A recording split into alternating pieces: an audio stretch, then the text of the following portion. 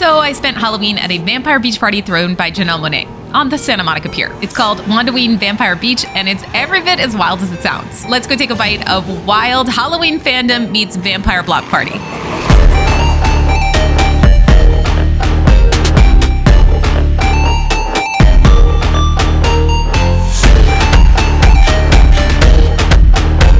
Hey, I'm Juliet, and today's fandom adventure is Halloween. So when I saw on Threads that Janelle Monae was hosting a vampire-themed Halloween block party, I didn't really know what to expect, but I did know that I wanted in. So I submitted my RSVP, crossed my fingers, and prayed. Turns out Wondaween's actually a bunch of different events happening across LA. The first one happened on October 11th at Hollywood Forever Cemetery. And what that discovery keyed me into is that all these events are held by the Wondalands Art Society, which is this society that Janelle Monae made to celebrate music and fashion and literature and film. It's really just for uniting creative people. Very cool. There it is. Wow. Wondaween. It's a month-long curated Halloween arts festival. We have fireside chats. I was just with Danny Elfman from The Nightmare Before Christmas. I played Sally at the Hollywood Bowl.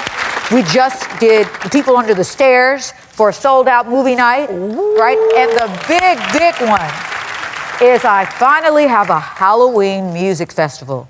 That's right. That's interesting. It's called Wondaween. I love it when people who have money and celebrity do cool things, and this is the definition of it to me. Janelle Monae, she is celebrating fandoms. You and I, same energy, girl. My Waymo dropped me off right at the edge of the Santa Monica Pier, and right away it became very clear to me that this was not going to be some sort of celebrity influencer party, but much more about cool, creative people uniting together, you know, with like capes on and fangs out. Pacific Park maybe wasn't the first place that I was imagining in my mind for a vampire-themed party, but the mashup of the bright lights from the Ferris wheel, the sounds of people playing carnival games, the rides being run, somehow this all kind of worked together in a fusion-style theme that I wouldn't really have anticipated. Okay, so I just arrived. The music is blasting. Literally everyone is in costume. I just can't wait to go check everything out. And when I'm saying everyone is in costume, everyone is in like costume with a capital C. Also, all the rides are going, so you know that I'm getting on a couple of those. So yes, the invitation was very clear that everyone was required to wear a costume, and the inspiration was wear your best vampire beach look. So given that the temperature outside for the night was 67 degrees, I opted for Anne Rice vampire inspiration. Otherwise, I knew I would freeze to death. I'm too much of an Angelino, okay? While I expected a bunch of people would probably have the same vibes for me when it comes to beach gear, given the prompt of Grace Jones's Vamp on Vacation at Club Med, I did expect everyone would roll in their vampire gear. And while there was a good showing of fangs and some people who really embraced the theme, what I really appreciated was the sheer variety and creativity of everyone's looks. This wasn't like just some Spirit Halloween costumes. These are looks that took commitment, dedication, and planning. Everyone is in such a good mood here. I mean, spooky, of course, but everyone's so friendly. You can tell there's so many creative people here too. And just the people watching here is like unmatched right now. I can't say that I've really ever experienced anything like this in Santa Monica before. Side note, it turns out that vampire fangs IRL actually give you a terrible lisp. Not exactly what I was expecting from Lestat. Given Wondaween being hosted by Janelle Monae, of course music was right at the forefront of the party. I was greeted by a fantastic band that was really vibing out, playing disco, blues, and R&B through the night. But the back half of the party was where things really were heating up because Miss Monae herself was DJing a live set. From the music to the film and TV, to the fashion, to the art, this is the Wonderland Arts Halloween Festival. I mean, this is a dream come true. Since I've been a kid, I used to wear masks on Monday, Tuesday, Wednesday. I love transforming, I love creativity, and I love that I get to do it with y'all because y'all get me. I literally could cry right now because this is my dream. Like, this is a nightmare come true. The dancing is really starting to happen now. I think people were already loosened up, but people are really ready to party now.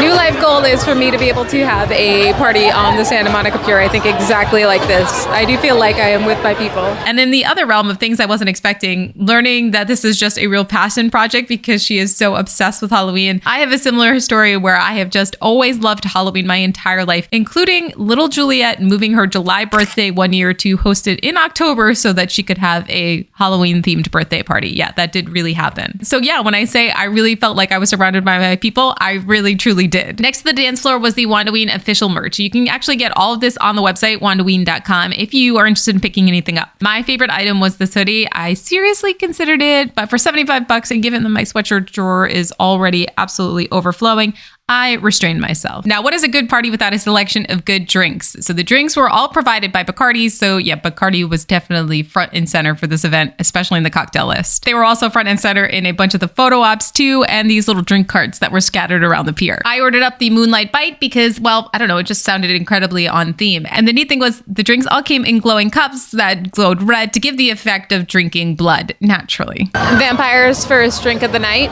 Cheers. That's a lot of Bacardi.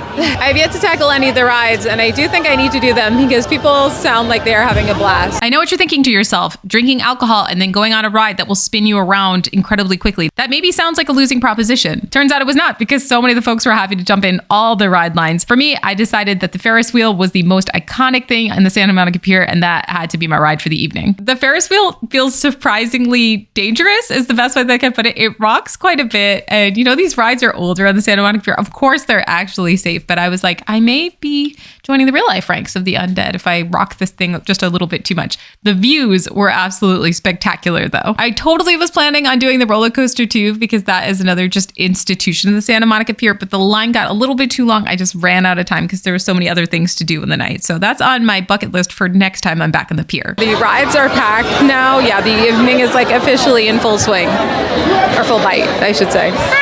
Luckily, no biting required because Janelle did not leave us too hungry. There was carts serving up popcorn, cotton candy, and churros. And apparently there were wings provided by Wingstop. I should have hunted harder for these, but I kind of just filled up on popcorn and churros, so I was good to go. One of the other small carts was vacation sunscreen. I think that the manicure, they said vampires need like SPF 1000. So they were giving out samples of the sunscreen there. And of course, all the carnival games were open too. So of course I indulged in some of those. Free drinks and food is cool, but there was really something so much deeper at the heart of this event that made it feel special. Really, the best part of the night has just been how nice everyone is and friendly and welcoming, and everyone wants to have a conversation with you, which in LA, you know, that doesn't always happen. It feels like everyone here wants to meet and connect. There is often this stereotype about LA that people are only in it to meet other people, to power network, or to see what they can get out of them. And at Wondaween, there really was truly no note of that. Attending this event alone, I had so many people strike up a conversation with me, just chat with me, express that they loved my costume, just really interested in talking to me like a person, if that makes sense. That's strangely a rare treasure, I think, in 2025. And this is where I think the event was so successful in achieving the vision that Janelle had for it, where maybe the vision of 1,000 undead sprawling over the Santa Monica Pier, it didn't 100% come to fruition exactly like she maybe would have wanted. This celebration of the arts and cosplay and community, it really did happen. Somehow it's already midnight and I feel like the night just flew by. I really hope this becomes a yearly tradition. Janelle, thank you for hosting. Please do this every year. I will be back. Fangs on. If you enjoyed this fandom adventure, I go on new ones every week, and they celebrate a lot of cool nerdy stuff around the globe. So consider hitting the subscribe button. I'll see you next week, and until then, remember, fandom is for any age. All my homies spin the block, hit the gas.